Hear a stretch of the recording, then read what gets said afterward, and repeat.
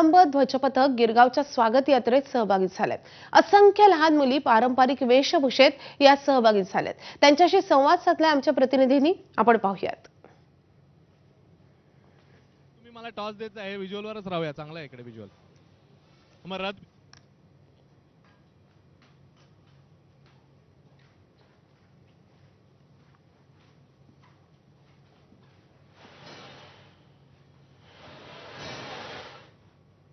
तर गिरगाव मधलं हे आहे जगदंबा ढोल ताशा पथक आणि याच पथकामध्ये ध्वज पथक देखील आहे। लहानग्या रणरागिणी या पथकामध्ये विशेष अशी महाराष्ट्रीयन पारंपरिक लूक करून सहभागी झालेले आहेत। गेल्या अनेक वर्षांपासून हे पथक या स्वागत यात्रेमध्ये सहभागी होत असतं। या पथकाच्या प्रमुख प्राचीताई सध्या आपल्या सोबत आहेत। ताई, किती दिवसापासून साधारण ही तयारी सगळी तुमची सुरू असते? तयारी मुलांची 2 महिन्यापासून चालू होते। किती मुली आहेत सगळ्या? ध्वजाच्या म्हणताय तुम्ही? 15 तरी मुली आहेत ध्वजाच्या। तर आपण पाहिलं तर 15 ते 20 मुली या महाराष्ट्रीयन लूक करून या पथकामध्ये सहभागी झालेले आहेत। आपण त्यांच्याशी देखील बातचीत करूयात। ताई, तुझं नाव काय आहे? नायरा। आणि किती दिवसापासून तयारी करतेस? मी ना 4-5 दिवसांनी तयारी करते। 4-5 दिवसापासून। तुझं नाव काय आहे? प्रगती। तुझं नाव? रीना। किती दिवसापासून तयारी करताय तुम्ही? आम्ही गेल्या रविवारीपासून करते। खूप दिवसापासून करता? हां रोज तयारी करावी लागते? हां। तर या लहानग्यांच्या प्रतिक्रिया आपण जाणून घेत होतो। अगदी उत्साहामध्ये त्या यात्रेमध्ये सहभागी झालेले आहेत। ही आपली संस्कृती जपण्याचं या लहानग्यांकडून देखील कार्य हे सुरू आहे। कॅमेरा पर्सन रोहितसह मी आकांक्षा सावडेकर, एबीपी माझा, गिरगाव। तर आज गुढीपाडव्याच्या निमित्तानं मुंबईत मराठी अस्मितेचा जोरदार आवाज आपल्याला पाहायला मिळतोय। मराठी अभ्यास केंद्राच्या वतीनं भव्य मराठी नववर्ष स्वागत यात्रेचं खास आयोजन करण्यात आलंय। या स्वागत यात्रेतून मराठी माणसाच्या प्रश्नांना प्राधान्य देण्यात आलंय। मराठी भाषेचा सन्मान जपा, मराठी माणसाचा सन्मान जपा असं आवाहनही करण्यात येत आहे।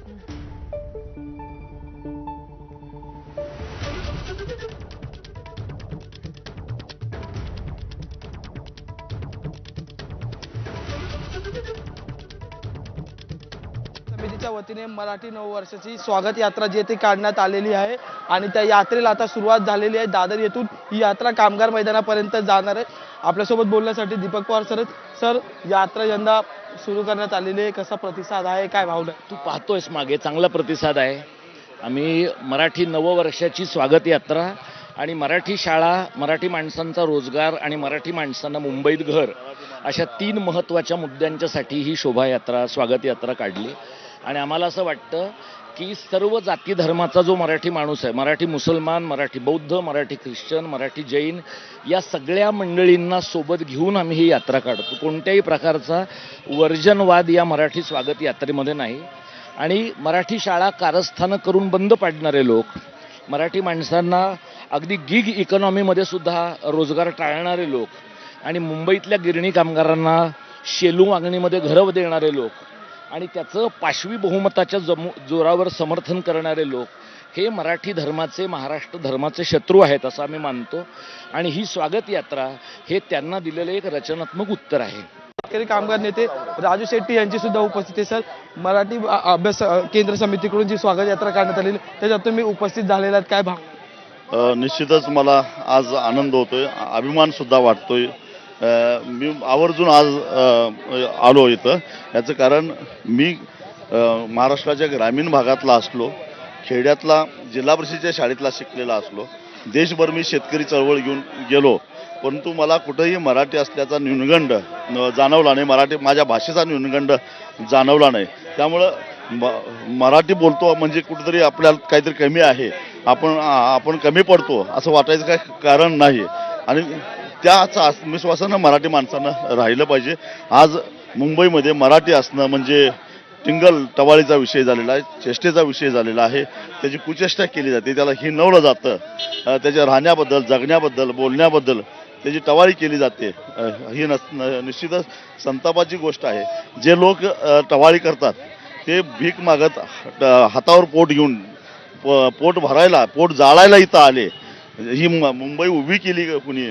मराठी माणसानं उभा केली। अण्णाभाऊ साठे म्हणत, ही पृथ्वी शेषनागाच्या फण्यावर उभी राही तर कष्टकऱ्यांच्या मनगटावर उभी आहे। आणि इथं कष्ट करण्याचं, घाम गाळण्याचं काम मराठी मनगटाने केलेलं आहे. मराठी माणसानं ही मुंबई उभी केलेली आहे. आणि आज त्याच मुंबईमध्ये जर का मराठी माणूस उपेक्षित होत असेल तर निश्चितच संतापजनक आहे. आणि म्हणून मराठी माणसाच्या अस्मितेसाठी म्हणून मी आज इथं आलोय. या शोभायात्रांमध्ये ठिकठिकाणी कलाकारांनी मोठ्या संख्येने उपस्थिती लावलेली आहे. डोंबिवलीमध्ये तुला जपणार आहे या मालिकेतल्या कलाकारांनी शोभायात्रेत सहभाग नोंदवलाय.